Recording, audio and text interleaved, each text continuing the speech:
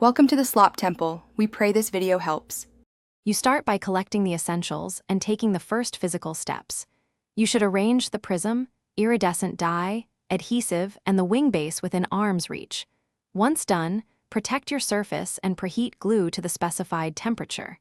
You apply a thin layer of adhesive to the wing skeleton and press the prism fragments into a staggered pattern so light refracts. Make sure to leave 1/8. You now proceed through the detailed middle steps that create the rainbow effect.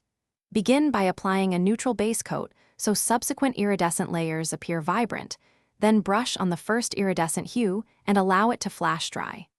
Once tacky, add a translucent glaze to blend transitions. Sand very gently between coats to remove ridges and enhance optical mixing.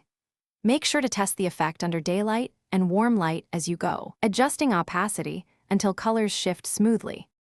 You finish by sealing and fastening the wings while checking fit and finish. After the last color layer cures, spray 2 thin clear coats for protection and let dry fully. Next, attach straps or magnets and test balance on your shoulders. Make sure to tweak strap tension so wings sit naturally and adjust prism placement if glare is uneven. If the rainbow looks muted, reapply a thin glaze or reposition reflective elements.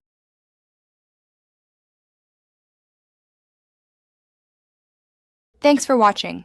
Consider subscribing if we helped you.